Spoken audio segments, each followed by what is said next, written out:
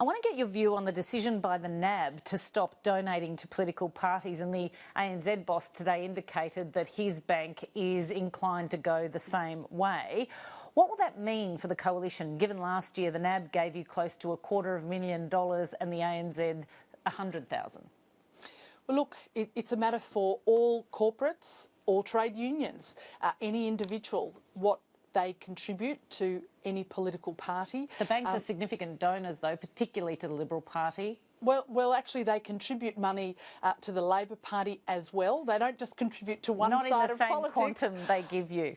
Well, I think you'll find, depending on which returns you look at, and I'm no expert in this area because it's not something I'm directly involved in, but I think you'll find actually it's pretty even, and it will depend on I suppose the organisation that actually makes those contributions. But frankly, it's a matter for them. It's a matter for them to justify their own policies, and if they make a decision to do that, well, it's entirely at their discretion. Earlier this year, the NAB sponsored a fundraising event you held in the lead up to the election, the re-election for your seat of Higgins. Did that money influence your decision to reject the idea of a royal commission into the banks? Well, I've got to say, I think that's a bit of a grubby question because, of course, I'm not directly involved in the fundraising. I have a supporters group, like most other parliamentarians, and I get sponsors to those supporters functions.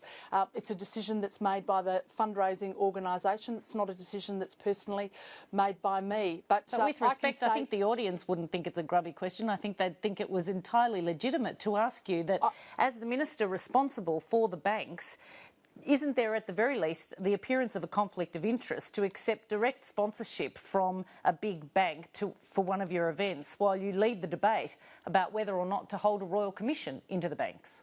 Well, I can say to you that it has no influence whatsoever on my decision making.